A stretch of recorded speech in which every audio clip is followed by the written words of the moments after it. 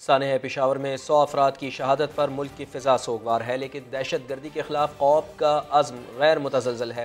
पाक फ़ौज के सिपह सालार जनरल सैयद आसिम मुनीर ने दहशत गर्दी के ख़िलाफ़ ज़ीरो टॉलरेंस पॉलिसी पर गामजन रहने का दो टोक ऐलान कर दिया है। कोर कमांडर्स कॉन्फ्रेंस में कहा, सानेह पेशावर जैसी बुज़दिलाना कार्रवाइयाँ कौम के हौसले पस्त नहीं कर सकती। कोर कमांडर्स ने शहदा को खिराज अक़ीदत पेश किया, वाक़े के जिम्मेदारों को कैफर किरदार तक पहुँचाने का अज़्म भी किया। अर्ज़े पाक से दहशतगर्दों का होगा सफाया, कोई दहशतगर्द बच नहीं पाएगा। पाक फौज की अमन दुश्मनों को ललकार। सानेह पेशावर के बाद अस्करी क़यादत की बैठक लगी। सानेह के जिम्मेदारान को निशाने इबरत बनाने का फैसला किया। कोर कमांडर कॉन्फ्रेंस में सिपह सालार ने दो टोक पैगाम दिया। कहा, दहशतगर्दी के खिलाफ ज़ीरो टॉलरेंस पॉलिसी जारी रहेगी। जनरल आसिम मुनीर ने पायदार अमन के लिए इंसदादे दहशतगर्दी कार्रवाइयों पर भरपूर तवज्जो और मरकूज रखने का हुक्म दिया। वाज़ेह किया कि सानेह पेशावर जैसी बुज़दिलाना कार्रवाइयाँ कौम और अफवाज के अज़्म को मुतज़लज़ल नहीं कर सकती। दहशतगर्दी के खिलाफ कामयाबी का अज़्म और भी मजबूत तर होता है। कॉन्फ्रेंस में अस्करी क़यादत को दहशतगर्दों के गठजोड़ को तोड़ने, इंटेलिजेंस ऑपरेशंस, मुल्की सलामती की मजमूई सूरत हाल और दरपेश खतरात पर तफसीली ब्रीफिंग दी गई। अस्करी क़यादत ने कश्मीरियों की जिद्दोजहद आज़ादी की मुकम्मल हिमायत के अज़्म का भी इआदा किया। पेशावर वाक़े की जिम्मेदारी कालदम TTP के खुरासानी ग्रुप ने कबूल की है। दहशत गर्दी के खिलाफ जंग हर सूरत जीतना होगी। वज़ीर दाखिला राना सनाउल्लाह कहते हैं, कालदम तंजीम के लोगों को मुआफ़ करने की पॉलिसी गलत साबित हुई। तहरीक इंसाफ की हुकूमत ने सज़ाए मौत के मुजरिमों को भी छोड़ दिया। कौमी असम्बली में वज़ीर दाखिला ने कहा, दहशत गर्दों के खिलाफ लाहे अमल पार्लियामेंट बनाएगी। वज़ीर आज़म और अस्करी क़यादत ऐवान को एतमाद में लेंगे। हर कीमत पे दहशत गर्दी के खिलाफ ये जंग जो है इसको हमने जीतना है।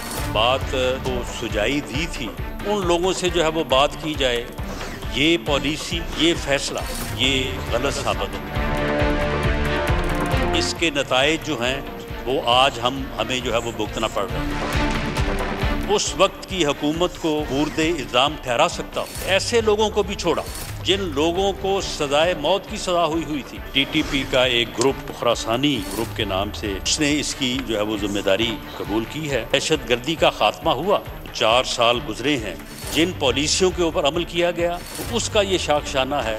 मैं समझता हूँ कि इसके बारे में दोबारा से वज़ीर आज़म भी इस हाउस को एतमाद में लें, अस्करी क़यादत भी जो है वो इस हाउस को एतमाद में ले।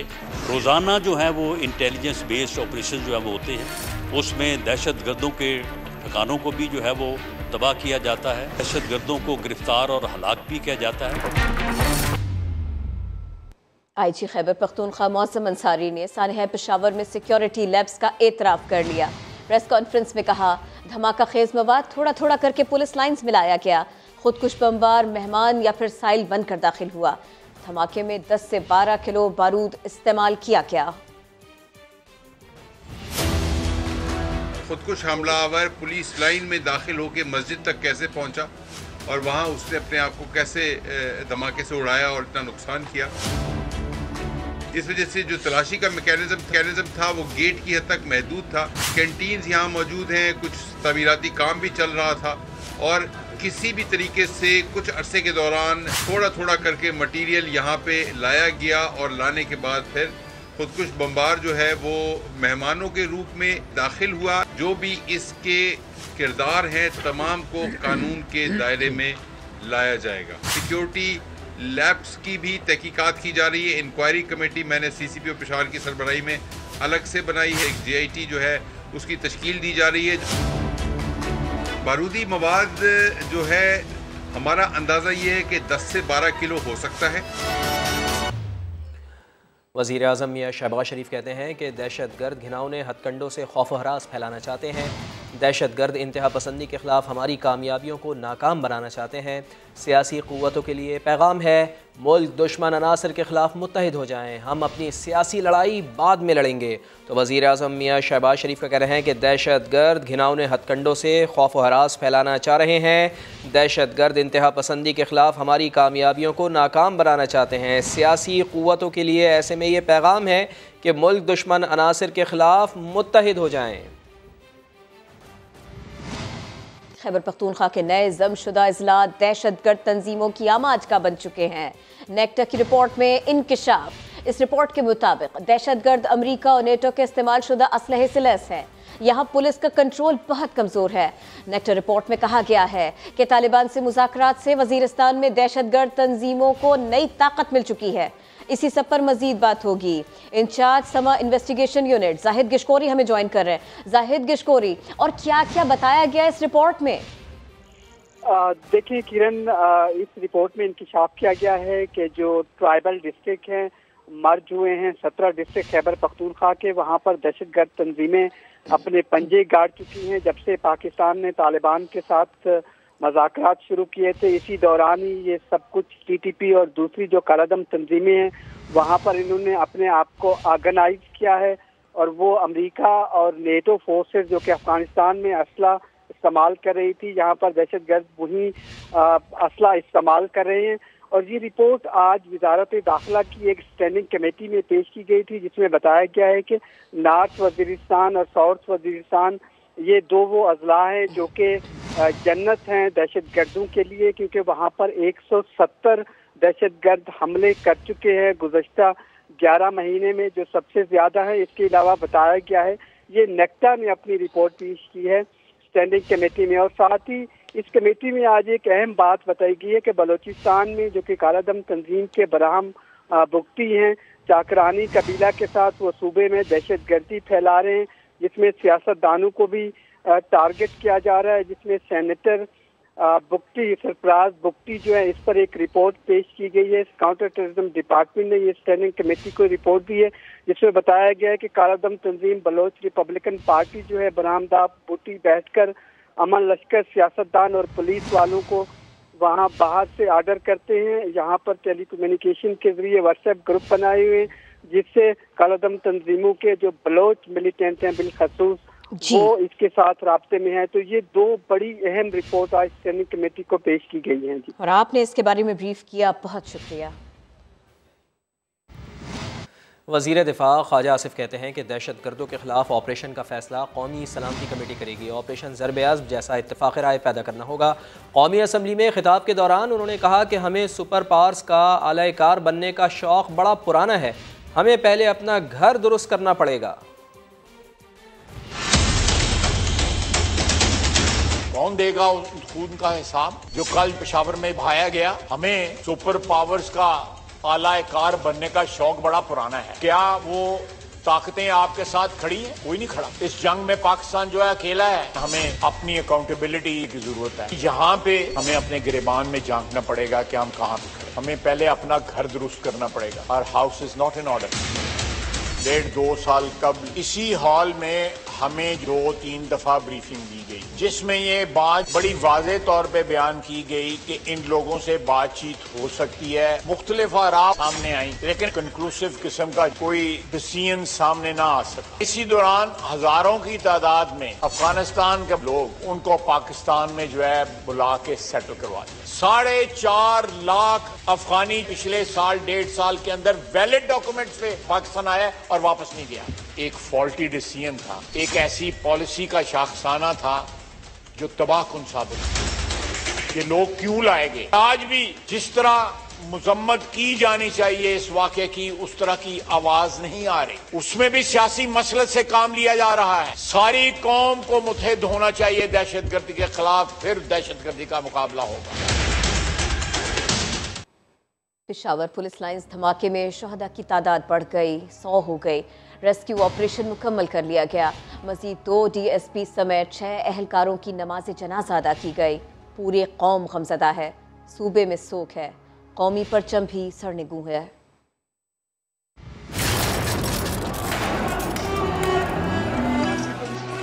दहशतगर्दों का बुज़दिलाना वार, हर जानिब तबाही के आसार। सानिया पेशावर पर पूरी कौम गमज़दा है।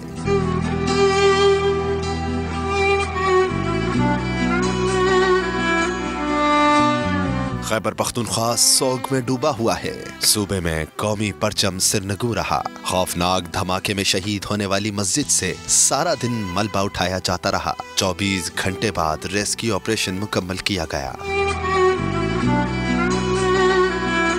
पुलिस लाइंस पेशावर खुदकुश हमले में कई घराने उजड़ गए। धमाके में शहीद मजीद 2 DSP समेत 6 पुलिस एहलकारों की नमाज जनाजा अदा कर दी गई।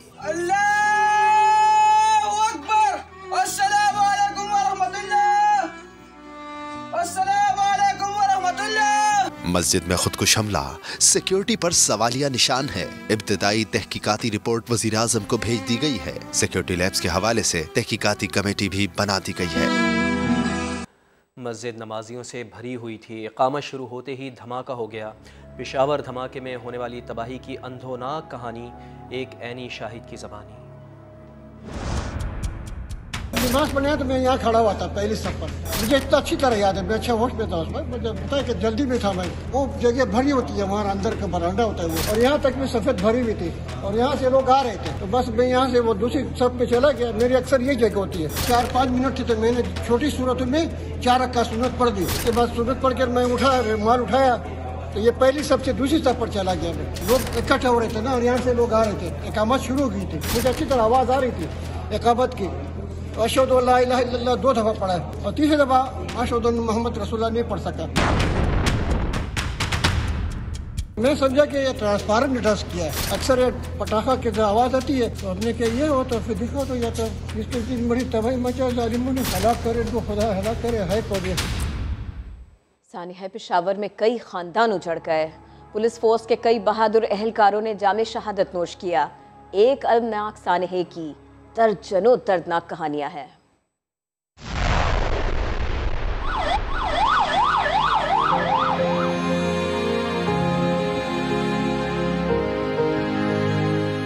अलमनाक सानिहा, कई दर्दनाक कहानियां।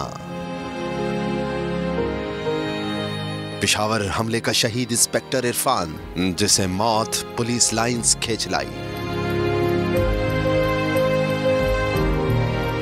वो अहम मीटिंग के लिए गए थे, उन पर पहले भी हमले हो चुके थे। उनका ये मिशन था कि वो कौम और मुल्क की खिदमत करे और शहादत हासिल करे। एएसआई मोहम्मद सुलेमान, 2.5 साल कबल शादी हुई, 1.5 साल की बच्ची भी है।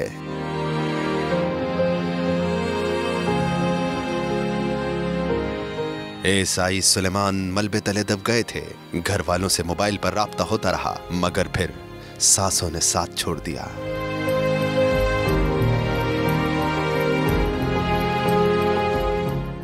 उनका जज्दे खाकी रात गए मलबे से निकाला गया। शहीद कांस्टेबल अली उमर 4 माह कबल ज्वाइन की। ये घर का वाहिद कफील था, हाफिज़े कुरान था।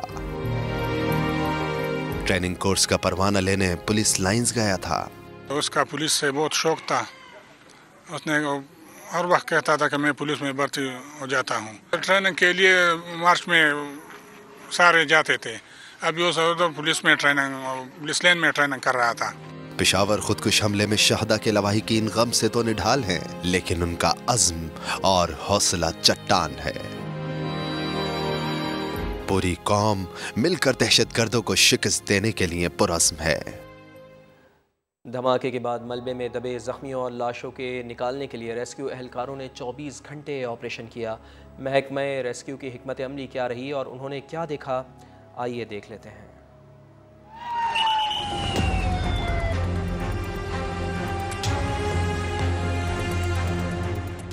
अल्लाह ना करे कि इस तरह के वाक़यात फिर पुरमा हो।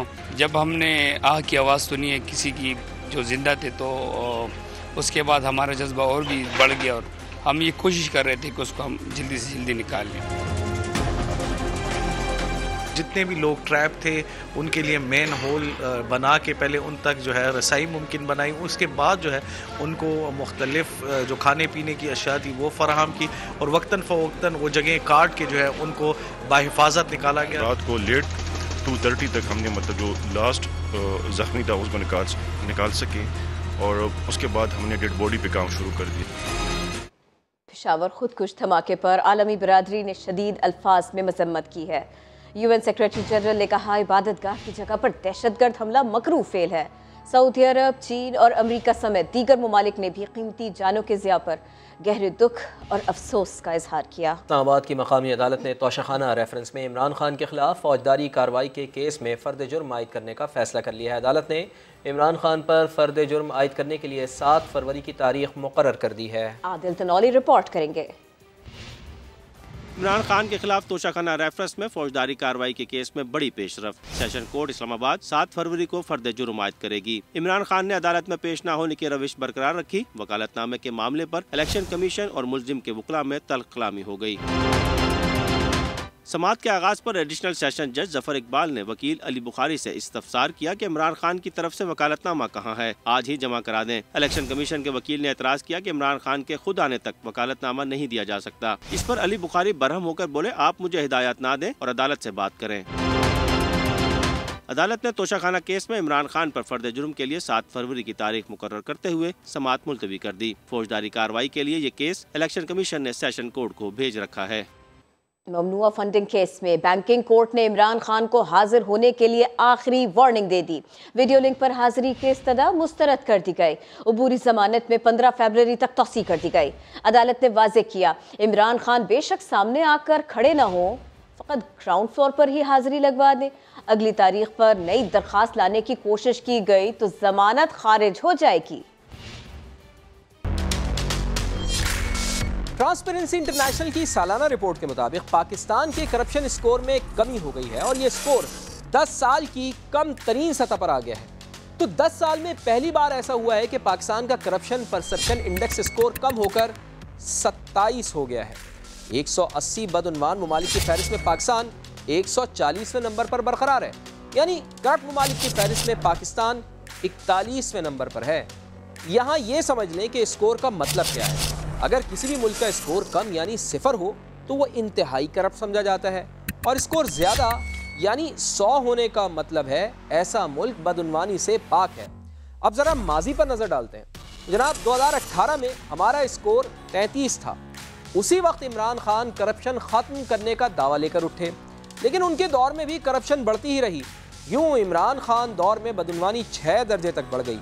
2019 में हमारा करप्शन स्कोर 32 था, 2020 में 31 हुआ और 2021 में 28 था, और 2022 में PTI और PDM के दौर में करप्शन स्कोर मजीद 1 दर्जे कम होकर 27 हो गया।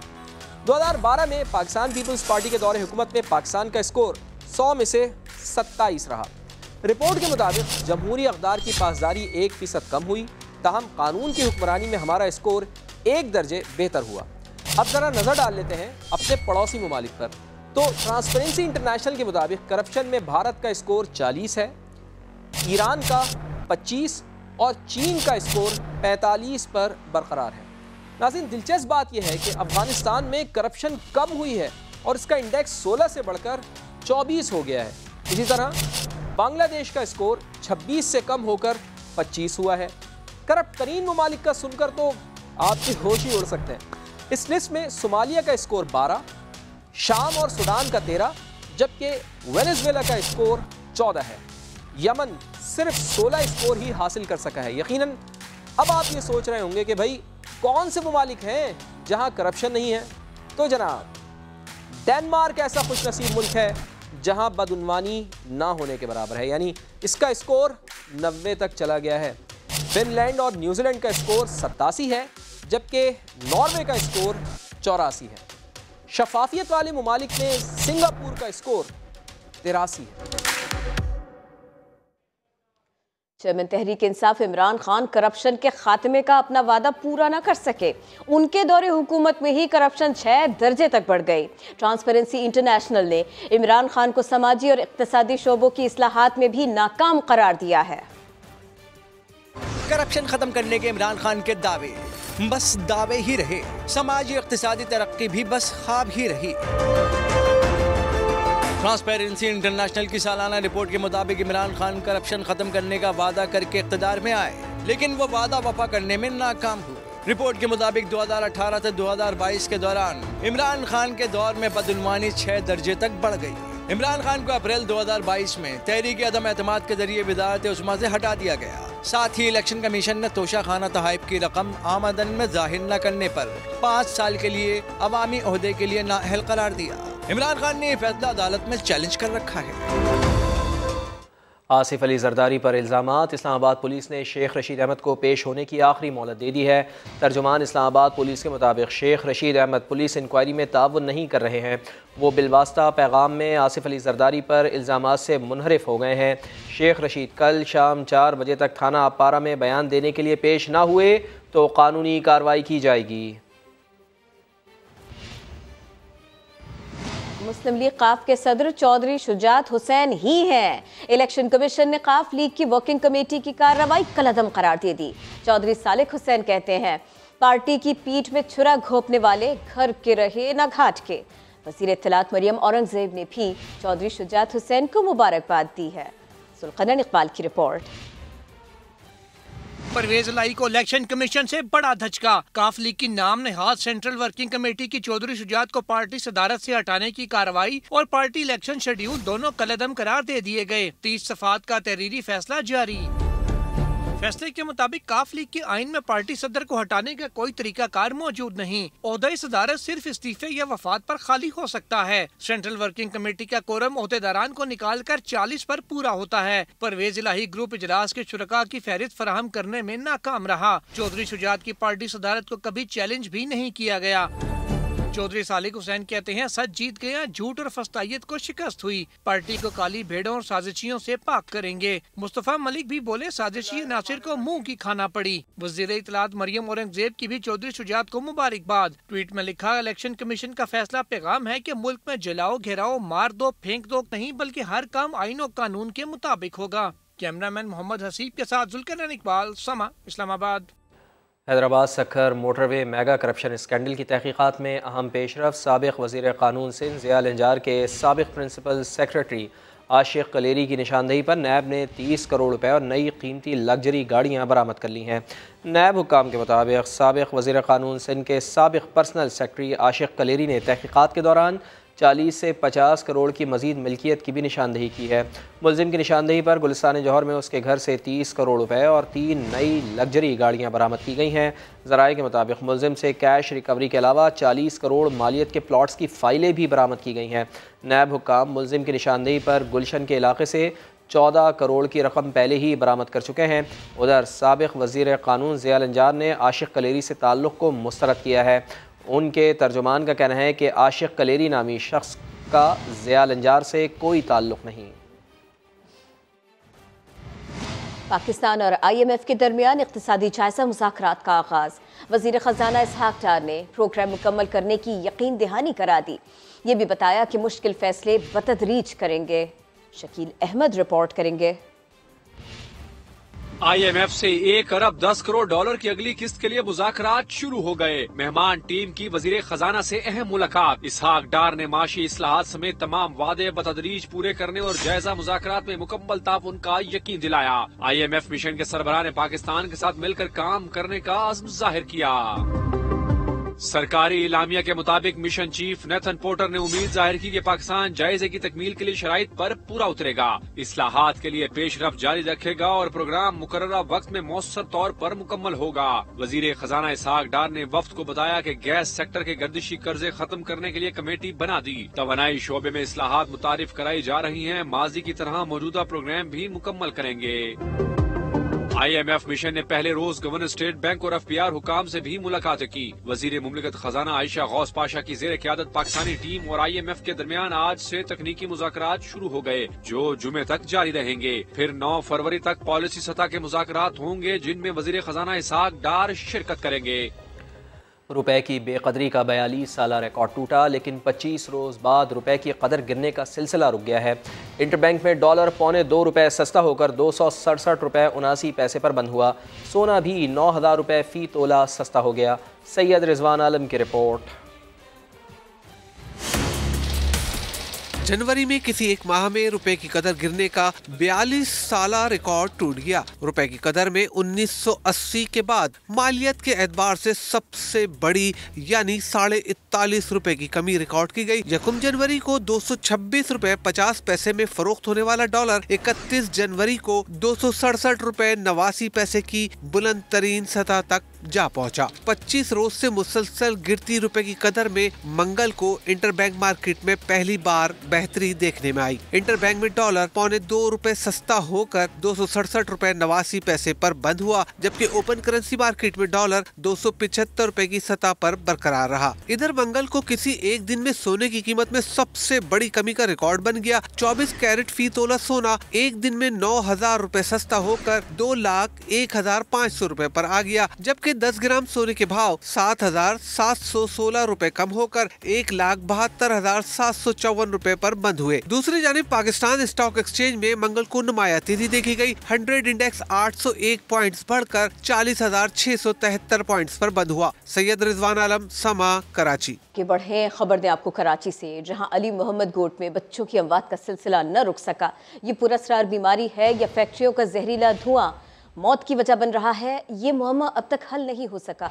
एक और बच्चा इंतकाल कर गया। अब तक अमवात 20 हो चुकी हैं। हामिदुर रहमान की रिपोर्ट।